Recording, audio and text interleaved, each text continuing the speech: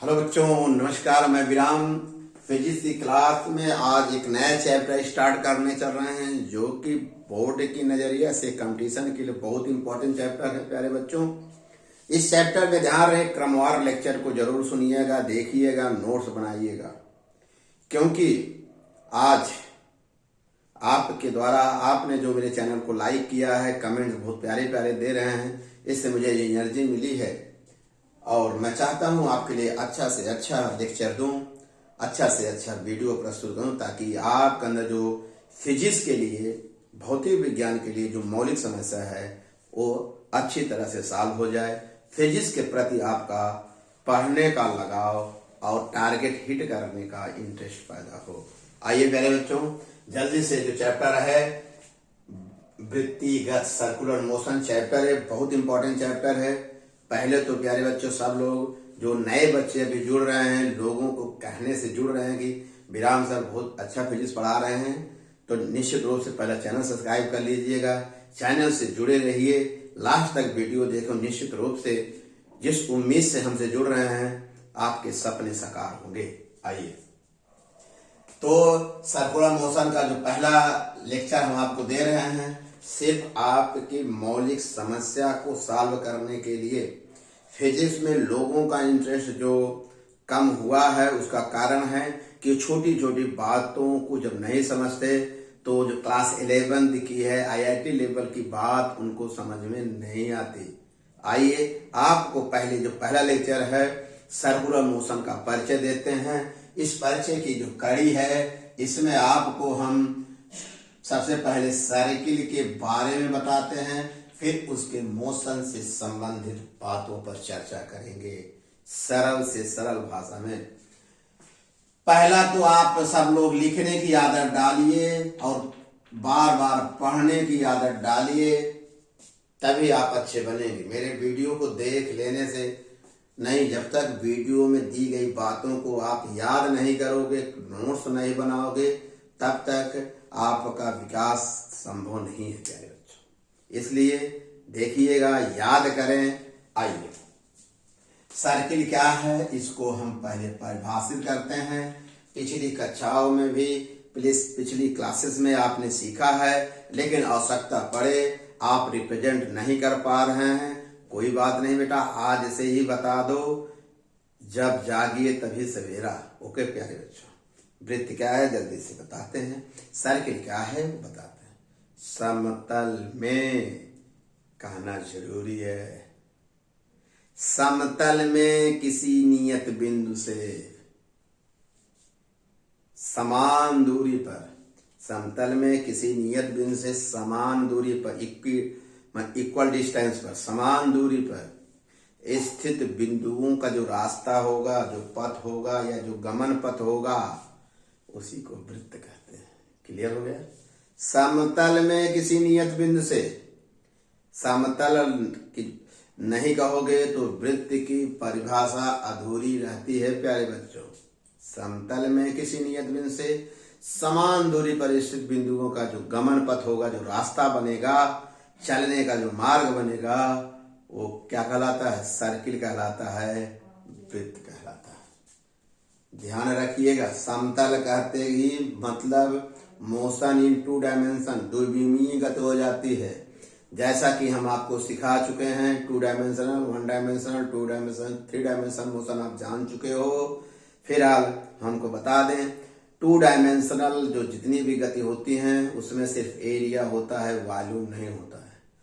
1 dimensional की भी वही बात है, वॉल्यूम 3 डायमेंशनल में होता है, चर्चा हो चुकी है।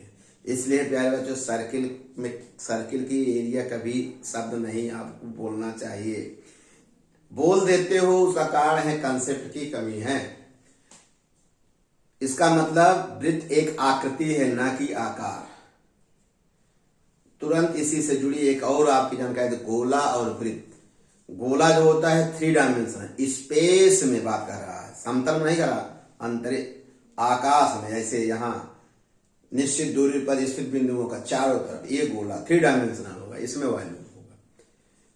मतलब वृत्त और गोले की जो डिफरेंस कोई पूछता तो आप आजकल बता दीजिएगा। वृत्त जो स्पेस में वृत्त जो है समतल में नियत दूरी पर स्थित बिंदुओं का पथ होता है, जबकि गोला स्पेस में, समतल नहीं स्पेस में नियत बिंदु से स्थित बिंदुओं का क्या होता है, पथ होता है। क्लियर हो गया। एक महत्वपूर्ण अंतर इतना बता दीजिएगा कि जो वृत्त होता है 2 डायमेंशनल है, गोला स्फीयर जो है 3 डायमेंशनल है। कोई आपसे पूछे और अच्छी चीज पूछना चाहते तो उसको भी प्यारे बच्चों अब नहीं बताओ, अब नहीं सीखोगे तो कब सीखोगे, जब, ठीक है। कोई पूछे और अंतर क्या है, कहते वृत्त केवल आकृति है, आकार नहीं, इसमें सिर्फ क्षेत्रफल हो सकता है, आयतन नहीं, जबकि गोला 3 डायमेंशनल है, उसमें आकार है, इसलिए उसमें वॉल्यूम होता है। इन छोटी छोटी बातों को जब सीखेंगे तो किसी के सामने सर्किल के बारे में अच्छा इंटरव्यू दे सकते हो। ओके, आइए और हम चर्चा करें। क्योंकि हमारा चैप्टर गोला तो है नहीं, स्फीयर है नहीं, वृत्त है, इसलिए वृत्त से संबंधित छोटी छोटी बातों को और स्पष्ट करता हूं प्यारे बच्चों।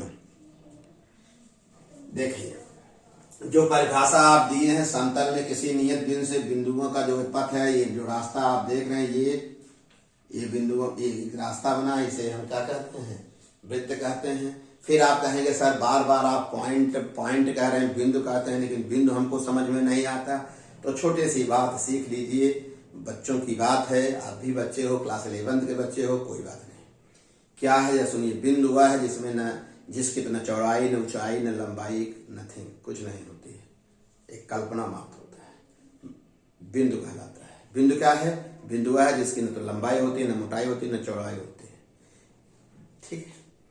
उनका जो रास्ता बना है वो समतल में, वो राइट।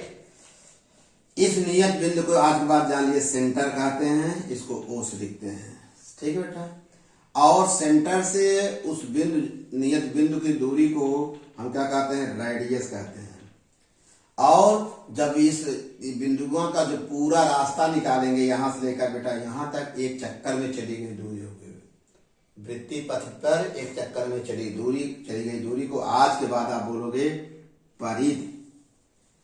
परिधि जो इसका सूत्र होता है बेटा 2πr, पहले से जानते हो, इसमें बताने की हम बहुत आवश्यकता नहीं। हो गया प्यारे बच्चों ये जानकारी। और रेडियस का जो दूना होता है डायमीटर होता है, डायमीटर व्यास बता देते हैं, इसको 2r से लिखते हैं। अगर इसको स्मॉल r से लिखें, जहां r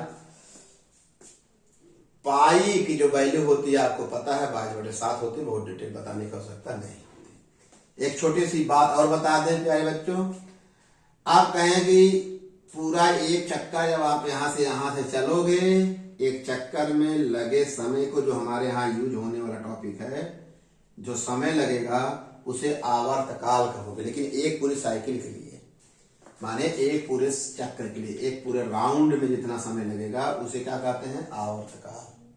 उसको क्या बोलते हैं बेटा, टाइम पीरियड बोलते हैं, आवर्तकाल। आज के बाद जान लीजिए, इसका भी वृत्तिगत में यूज होगा, इसे कैपिटल T से लिखते हैं। और फिर एक टर्म और होगा सर्कुलर मोशन में, एक पूरे चक्कर में जो केंद्र पर कोण बनेगा, तो आज भी जान लीजिए ये 90, ये 90, ये 90, अर्थात संपूर्ण कोण जो होगा कहाँ, सेंटर पर, वह होगा 90 + 90 + 360 अंश होगा, लेकिन पूरे एक साइकिल के लिए।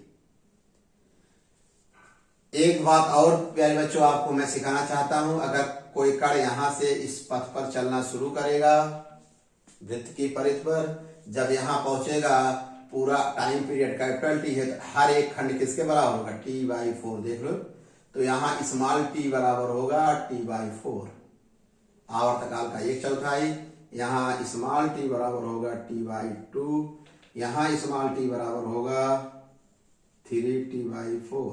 देखो एक खंड T/4, एक खंड जाने में T/4 समय लगेगा, यहाँ t बराबर होगा 4T/4 माने t। क्लियर हो गया बेटा, ये भी आपको सीखना होगा, समझना होगा। और प्यारे बच्चों, आवर्तकाल जब हो गया तो एक सेकंड में जो चक्रों की संख्या होगी उसे फ्रीक्वेंसी कहते हैं। उसे आवृत्ति कहेंगे। यहाँ स्मॉल एन से लिखेंगे, स्मॉल एन और कैपिटल टी, इसका भी यूज होगा। इसका मात्रक बेटा टाइम की मात्रा सेकंड, इसका मात्रक हर्ट्ज होगा। यह वृत्तिगत से जुड़ी हमारी बातें हैं, ये आपको हम परिचय के रूप में बता रहे हैं, आपको सीखना होगा। और यहाँ एक सीख और सिखा दें जो आपको आगे यूज होगा, परिचय में ही बता देते हैं। एक खंड के लिए यहाँ होगा π/2, दूसरा खंड 2π/, 3π/2 क्या होगा, यहाँ हो जाएगा 4π। जैसे पूछे कर यहाँ से कितना कोण बनाएगा, तो 2 माने वैसे पाई होगा, तो 2 माने पाई का गुणज रखिए। जैसे 2 कर देंगे तो यहाँ पहुंच जाएगा, दूसरा 3π/2 करेंगे तो यहाँ होगा। देख लो यहाँ थीटा कितना बन जाएगा, यहाँ थीटा मान लीजिए स्टार्ट कर रहे हैं π/2 से, यहाँ थीटा हो जाएगा इस पॉइंट पर हो जाएगा 2π/2, भाई पाई आएगा। यहाँ कितना हो जाएगा 3π/2, यहाँ कितना हो जाएगा थीटा 4π/2 भाई 2π। क्लियर हो गया, बहुत अच्छा लग रहा होगा। ये परिचय हम दे रहे हैं। अगर परिचय क्षेत्र से जो अगला टॉपिक हम पढ़ाएंगे आपको दिक्कत नहीं होगा। यहाँ देखिएगा प्यारे बच्चों, एक चीज और बता दें, वृत्ति माने ये देखिए, ये इसको बोलते हैं आर्क। आर्क माने चाप। चाप की क्या तेरा परिभाषा है उसको भी हम आपको क्लियर कर दें। वृत्त की परिधि पे 2 पॉइंटों के बीच की जो रेखी सीधी दूरी होगी, ये इसको देखिए, इसको तो कहते हैं जीवा कॉर्ड, ये क्या कहते हैं, ये माने परिधि माने वृत्ति पथ के 2 पॉइंटों के बीच का जो कर्व भाग होगा उसी को चाप कहते हैं।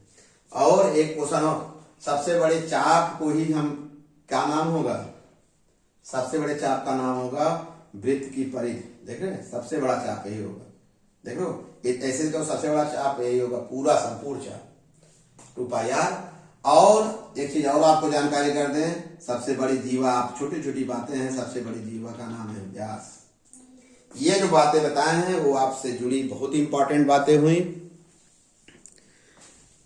एक बात और आपको हम सिखाना चाहते हैं, यह कोण बराबर जो माने जानते भी होंगे, कोण बराबर चाप बटे त्रिज्या। कोण बराबर क्या होता है बेटा, कोण की जो चाप आर्क अपान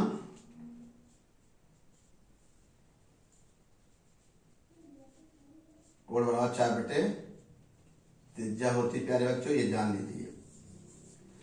चाप भी एक प्रकार की क्या है, दूरी है, ये भी इसका कोई मात्रक नहीं होता है। कोण जो होता है वो पूरक राशियों में आता है, इसका जो मात्रक है रेडियन। इसका क्या मात्रक है, रेडियन। और एक रेडियन की परिभाषा आप जानते हैं, यदि वृत्त की त्रिज्या की लंबाई चाप के बराबर कर दें, चाप की लंबाई त्रिज्या, त्रिज्या की लंबाई चाप के, तब केंद्र बना कोण 1 रेडियन कहलाता है। ये पूरा डिटेल आप जानते हो। और एक चीज और आप जानते हैं, जान लीजिए, वृत्त का जो एरिया ऑफ सर्किल होता है, याद रखिएगा, area of circle, area of circle माने वृत्त का क्षेत्रफल होता πr²। हालांकि एक समान वृत्तिगत में इसका बहुत कम यूज है, अधिक से अधिक यूज किसका है, एक समान 2πr का है। इसका है आवर्तकाल माने एक पूरे चक्कर में चली गई दूरी, इसका यूज है। और एक चीज और आपको आगे हम बहुत अच्छा सिखाएंगे, ये सिर्फ परिचय था प्यारे बच्चों। तो इस परिचय में एक काम और करना है, जब आप नोट्स बनाइएगा तो हम वृत्त की परिभाषा क्लियर किए, गोले में अंतर पर उसके छोटी छोटी बातों के, हो सकता है कि इस परिचय में और कुछ वृत्त से जुड़ी बातें आप अब पुरानी बातों को भी ऐड कर लीजिएगा।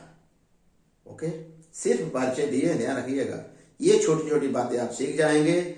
अब जब आगे हम इसमें सिखाएंगे रेडियस वेक्टर क्या है, कोणीय विस्थापन क्या है, कोणीय वेग क्या, केंद्र त्वरण क्या, इससे संबंधित जो बातें बताएंगे, तो ये सब चीजें जो बताएं बहुत आपको सीखने में अहम रोल अदा करेगी बेटा।